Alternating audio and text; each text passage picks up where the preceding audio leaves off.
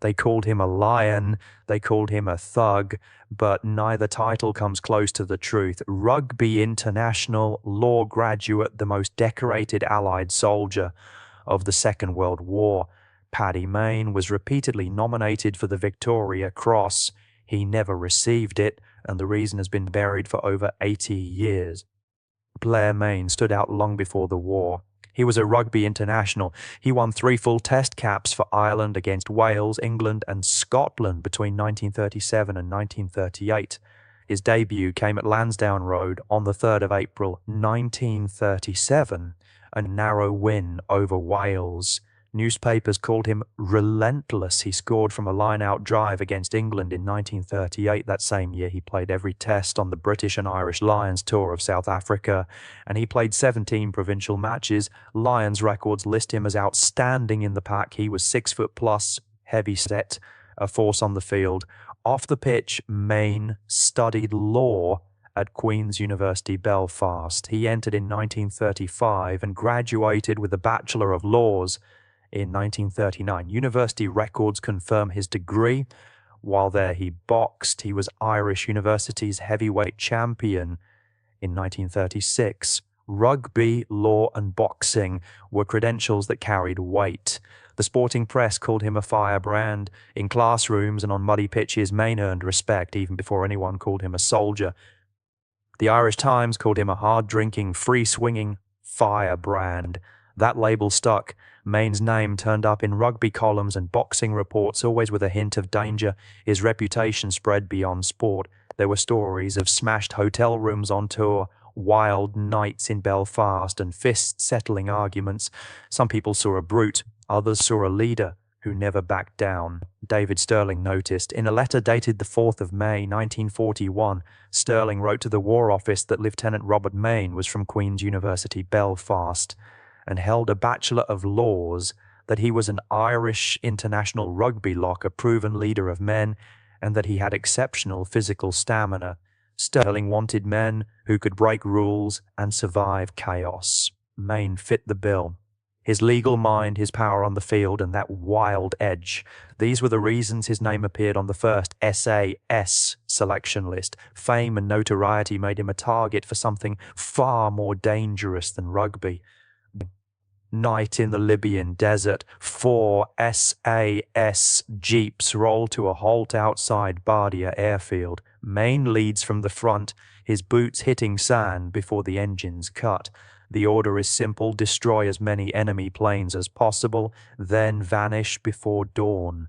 Explosives are strapped to his chest. He moves fast, crossing open ground, weaving between parked fighters and bombers. 6 charges, each one placed by hand. The first explosion rips through the darkness. Flames leap skyward. Mayne does not stop.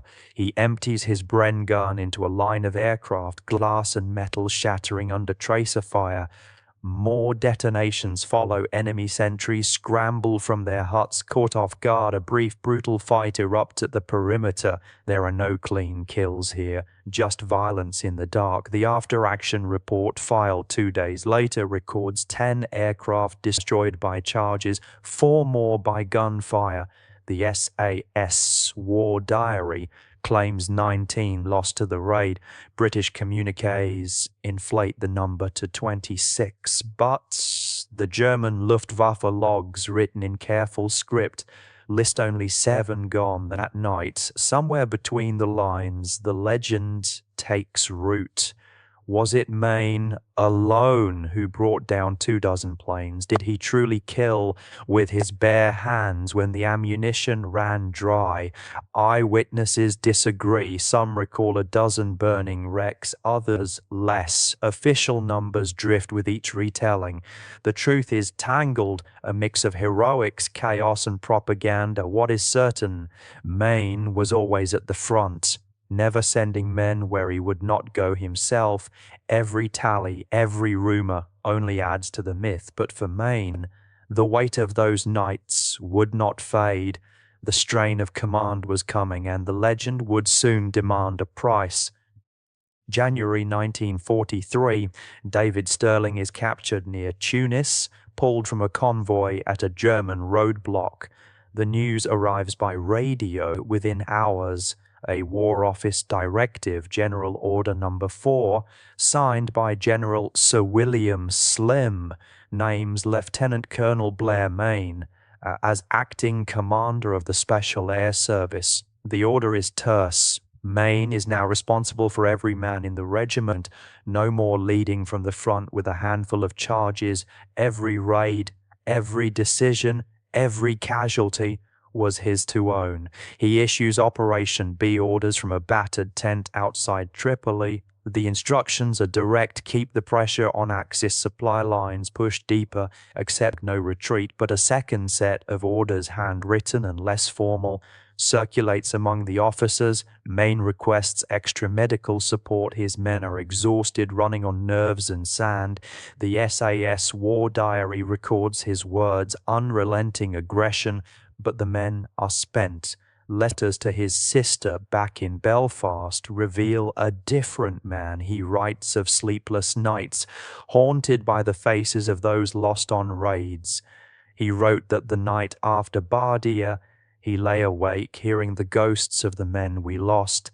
The bravado is gone. In its place, a heavy silence. By April 1943, the Royal Army Medical Corps files a board report. Lieutenant Colonel Mayne: exhaustion and fatigue, severe insomnia, psychological strain. Recommend 30 days convalescence. The diagnosis is blunt battle fatigue, what today would be called post-traumatic stress.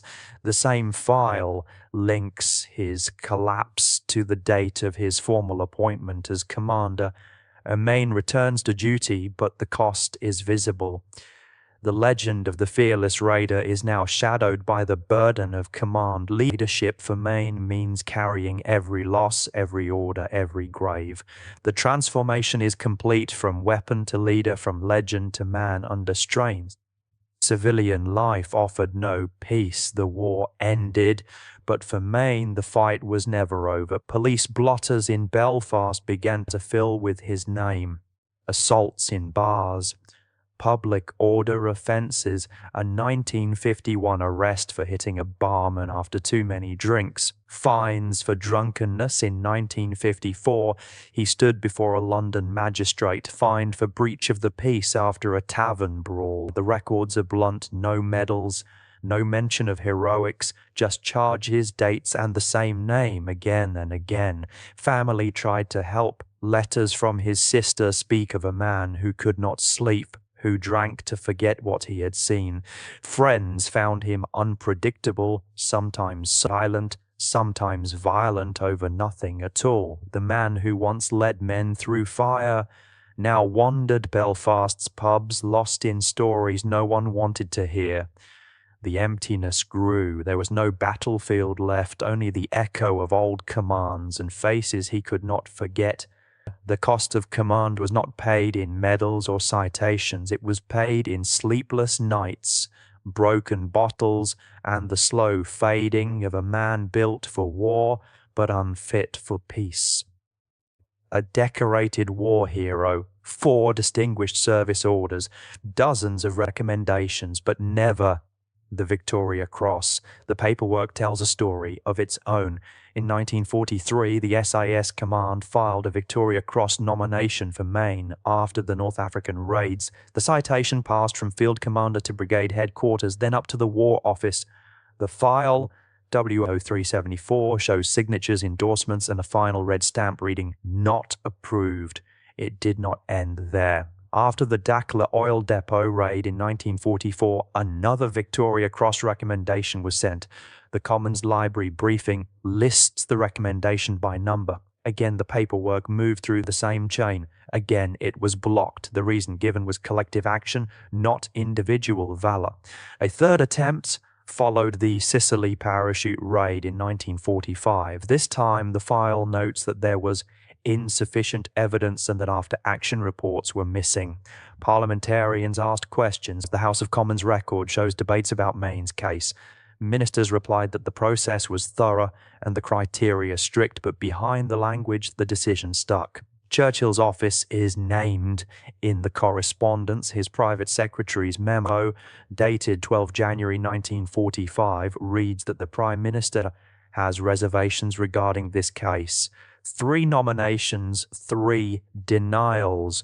The files remain in the National Archives, each stamped and closed. The legend of Mayne's courage stands, but the highest honor was always just out of reach. The reason they gave has never fully made sense until you look at who was making the decision. Mayne's legend lives in a nation still divided over what heroism truly costs and who gets to define it.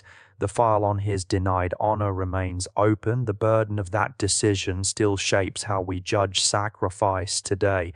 Next week, the full story of why they denied him. Subscribe so you don't miss it.